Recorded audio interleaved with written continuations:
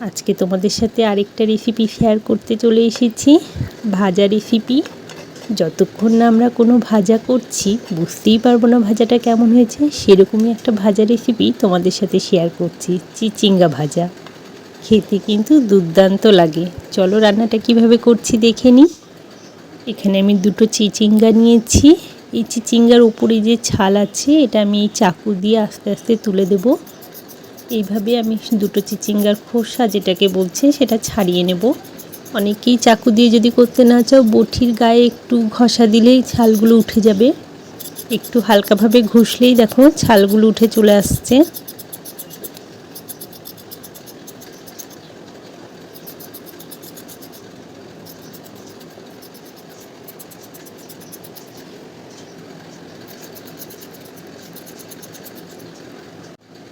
দুটো চিচিঙ্গা আমি ছাড়িয়ে নিয়েছি। এবার আমি এগুলোকে কেটে নেব।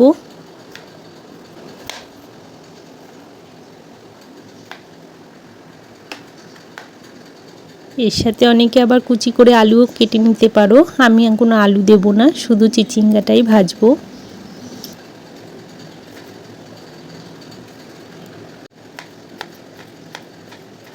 চিচিঙ্গাটা একটু কুচি করে কাটবো, তাহলে ভাজাটাও বেশ ভালো লাগবে আর তাড়াতাড়িও সিদ্ধ হয়ে যাবে। সবগুলো ঠিক এই একইভাবে কেটে নেব।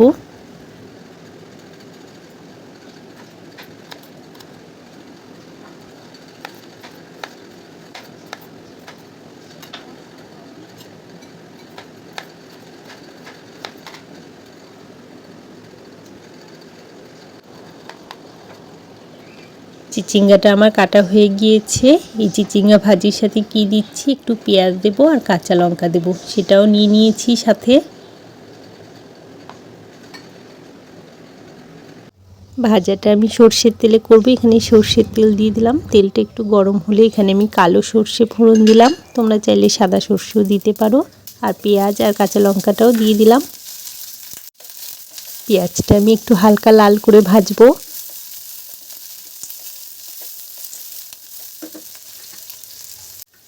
পেঁয়াজটা যখন এরকম ভাজা হয়ে আসবে তখন আমি চিচিঙ্গাগুলো দিয়ে দেব।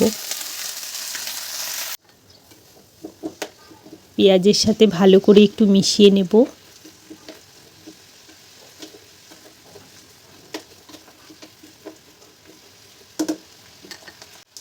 হলুদ আর লবণটাও দিয়ে দিলাম। সব কিছু ভালো করে মিশিয়ে নেব।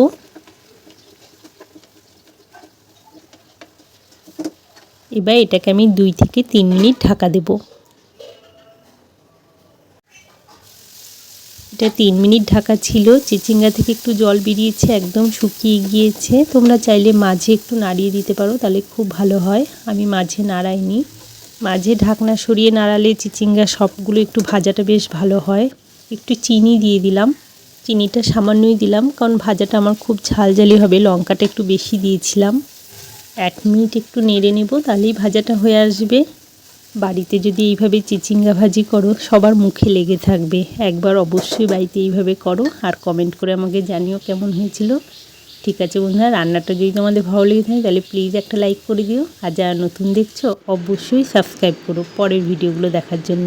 আবার দেখা হচ্ছে পরের ভিডিওতে।